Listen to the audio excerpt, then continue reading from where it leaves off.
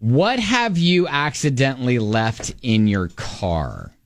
And we got this message from Chris. Yeah, Chris says, hey guys, thought that you would appreciate this because I remember Ben's mouse story, LOL. Oh my gosh. Oh, okay. We should probably refresh. I'll tell that story after you finish Chris's message. Okay, so I noticed a foul smell in my car the other day, and it wasn't anything inside the cabin, so I opened my trunk and found a package of ground beef that had slid out of one of my grocery bags from a few days ago and had gone rotten. I almost gagged. Needless to say, it expired. Anyway, keep up the great work. He saw rotten ground beef in his trunk and he thought of us.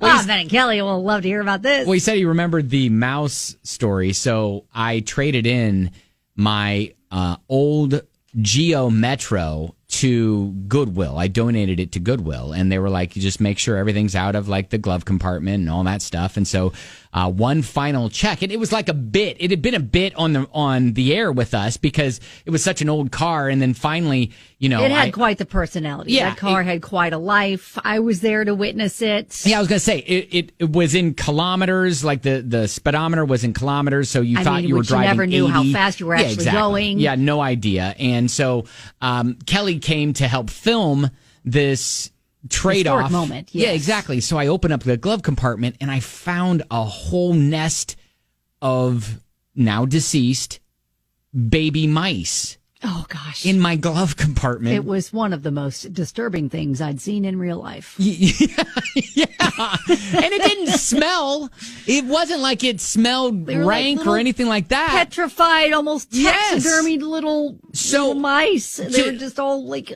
So then we tried to piece this story together in our brains, we must have a mouse must have gone in during the wintertime and burrowed in to have its babies and to keep everything warm because it's inside the car. It's better than the elements outside. And then we moved the car, and then the mouse doesn't know where it is anymore. And did it sit for a while, not being driven? And not opening the glove compartment? Yeah, exactly. And how often do you actually open the glove compartment in your own car? Well, I do often when you have napkins if you get food in the car. Okay, well, I didn't. So... Anyways, so then we think, okay, then obviously those mice, those little baby mice, they didn't really have much of a chance. And so it was only after we donated the car to Goodwill that we discovered this find. So anyways. And I bet Goodwill really appreciated that you cleared the car of them before just walking away. Here's the keys. Yeah. Okay, enjoy. So that's my mouse story.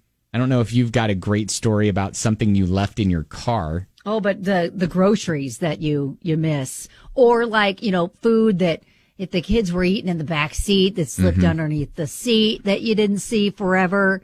Yeah, that happens quite a bit. Sammy said a crisp $20 bill in my 98 Mercedes first aid kit. Oh, that's nice. Well, that's nice. I think that's probably the previous owner probably just shoved it in there as a, part of a first aid sort of thing. That's fun. You may need money. Yeah, you might need it. All right. 502-795-1997. Would love to hear your stories about this coming up next. Kelly from Crescent Hill. Ben, weren't you half a semester pre-med? I feel like you could have saved the baby mice. Not at the point that I saw them. There was no CPR that could bring them back. No saving them. No baby mice Okay, CPR. Kelly from Crescent Hill. All right, your story's next. Our listener Chris messaged us, just said, hey, I found some rotten meat in my trunk. Thought of you guys. So let's start a convo of what people have left in their cars. All right. Well, to be fair, he said, I remembered the Ben's mouse story, which is a tragic tale of some baby mice that I found in the glove compartment of a car that I was donating to Goodwill. Anyways. A moment of silence. R.I.P. baby mice. Okay.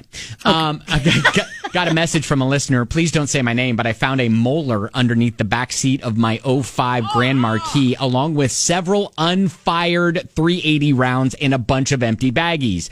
Well, then, there were stories to be told about your car. Dang. Wow. That's a lot. Chris. I got in my car and I turned on the ventilated seats. It was a Kia Soul. and I started smelling cinnamon, and it smelled like cinnamon buns and everything. Yeah. And I started searching the car, and underneath my driver's seat, a can of cinnamon rolls, those Pillsbury cinnamon rolls, had popped open, and in the hot car they had baked in the underneath the seat. Get out! Did you eat it? Did you eat it? Well, they You know what? I'm just going to keep them there for a snack. I'm just going to put a little butter on that and some jelly. They were still a little gooey, so no, I was Okay. not about to eat it. That's dang funny. it. That's funny. Chris, thanks for the story, man.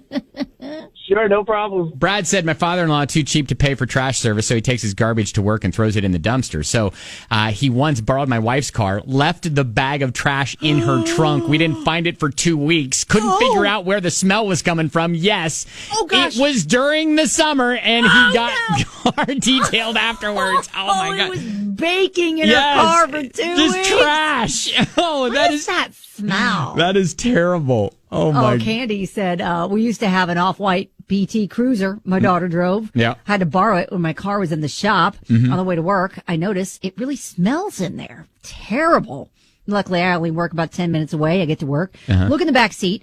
There were leftovers from 2 weeks ago in a styrofoam container full of maggots. Oh. The car was nicknamed Maggot for the rest of the time that we had it. Oh my gosh. Oh gosh. Hey, it's time to leave. Let's go get in Maggot.